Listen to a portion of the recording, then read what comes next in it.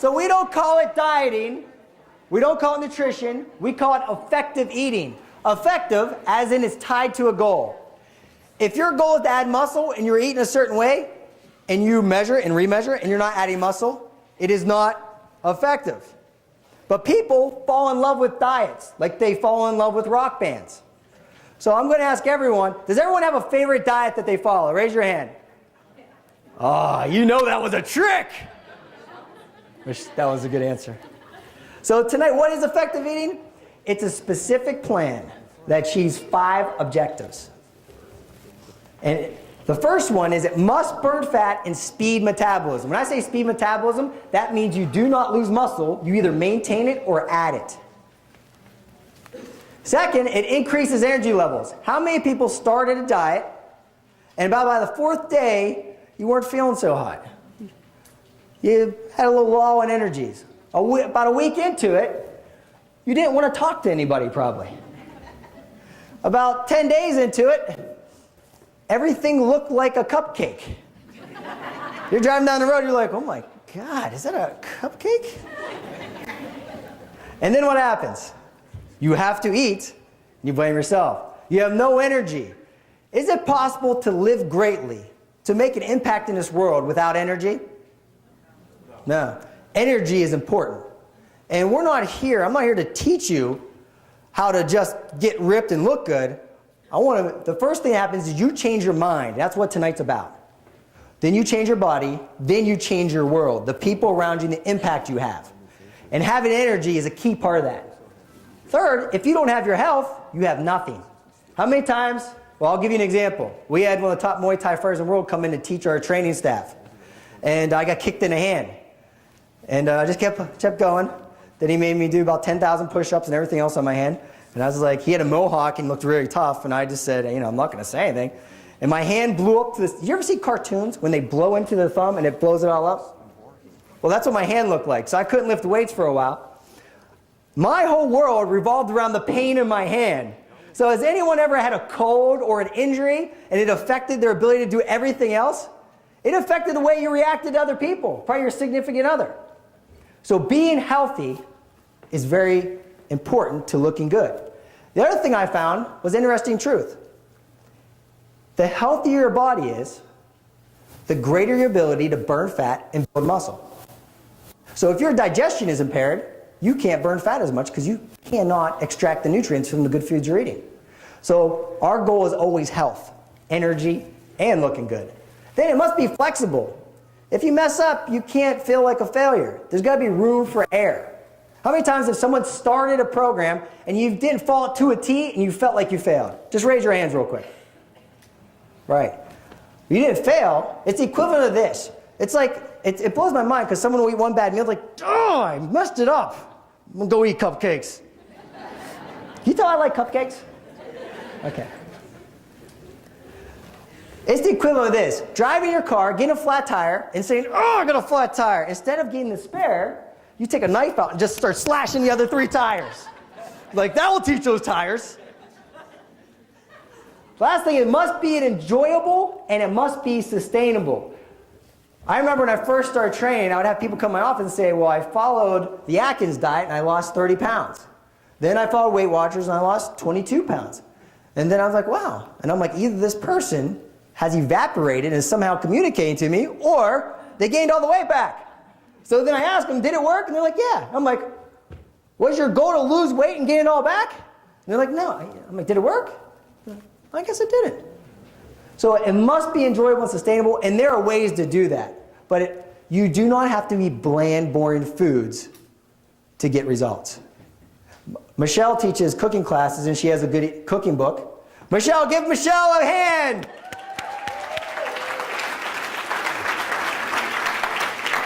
And she and a lot of our trainers will bring in food, and I'll walk into the kitchen. We have a full kitchen, and I'll be like, man, what smells good?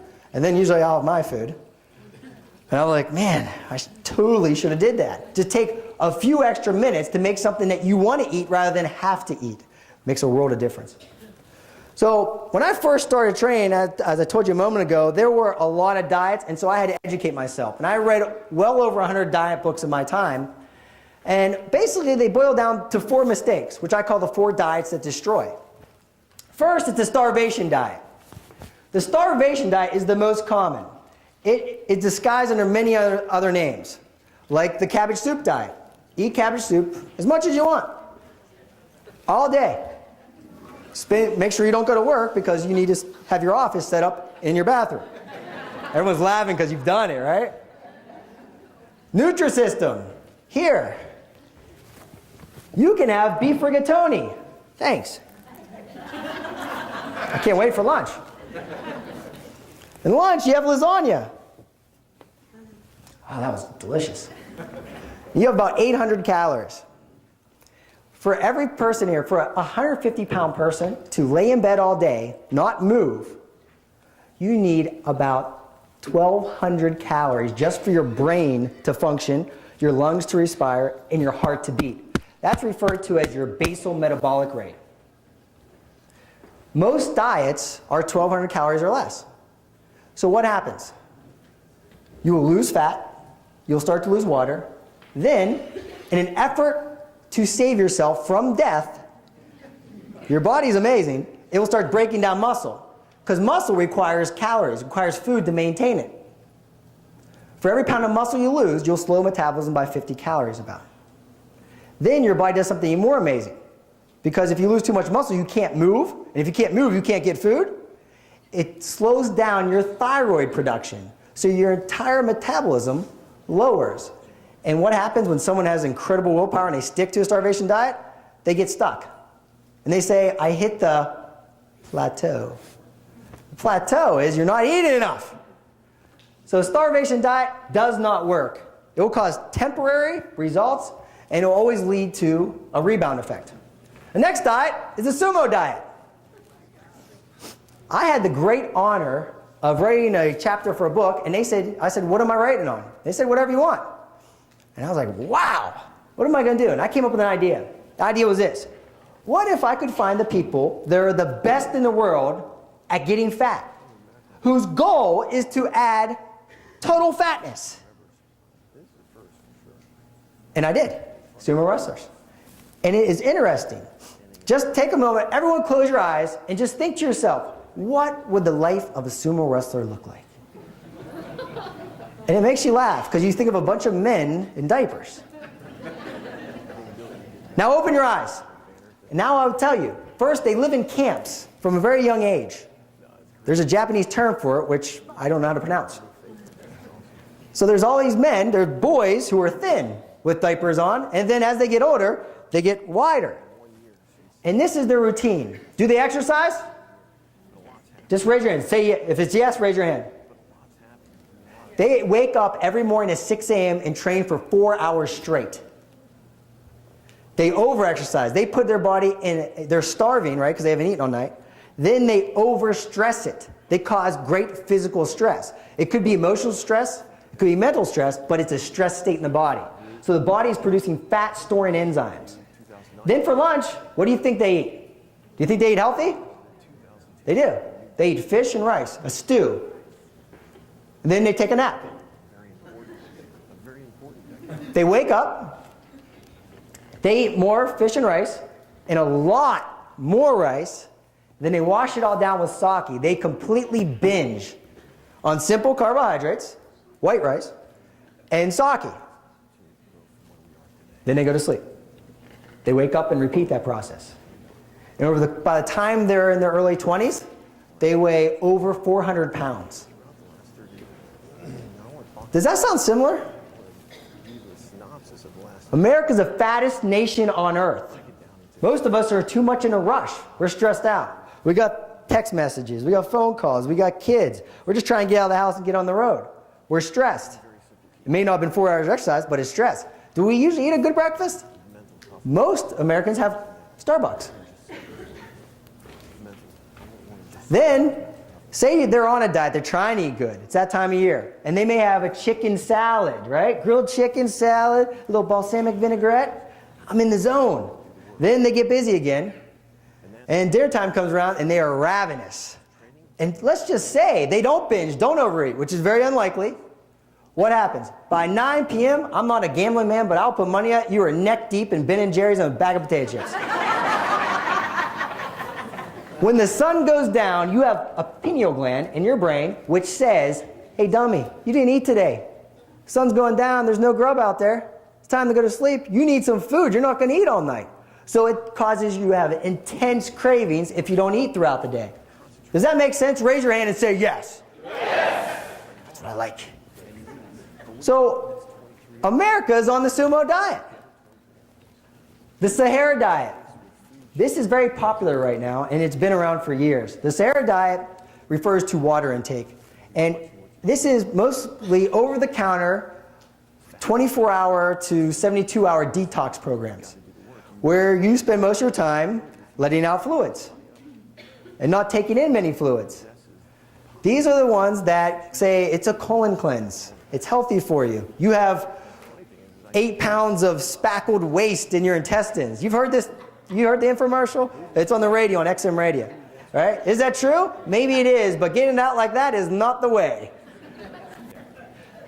Water is your most abundant ingredient. Most of the earth is water. Most of your body is water. Everyone snap their fingers. Trillions. Say trillions. Trillions of chemical reactions. That's TRI. That's not even millions. Trillions of chemical reactions take place every second, and water is needed for every one. If you do not drink enough water, you are compromising your ability to burn fat. You can reduce your metabolic rate, your metabolism, by up to 40%.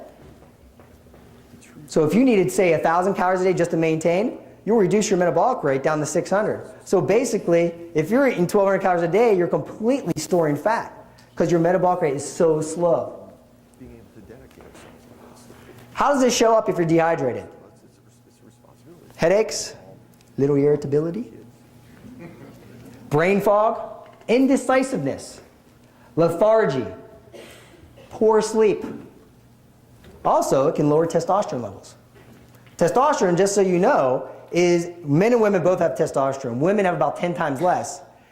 It is your natural steroid levels. It allows you to recover from stress, physical, mental, emotional, training, all those things quicker.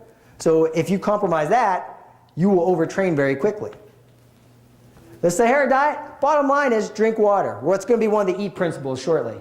The surprise diet. This applies to every diet, including effective eating. This is what happens. You're driving around. You have the breakfast. You're on the plan. Lunchtime's coming up. You're like, I got to do this. I got to do that. Like, what was that? Oh, I'm hungry. It's time to eat. Surprise! What are you going to eat? By the time you figure it out, you're not going to make a good decision. You're going to have intense cravings. You must plan and prepare no matter what program you're on. You must have a plan for what you're going to eat. And you need a plan. You need a backup plan if something happens. Like, where can you go and pick something up? Or if you get lunch, get extra so you have it mid-afternoon for your next meal. But remember that and take that into mind. You must know when you wake up what you're going to eat that day.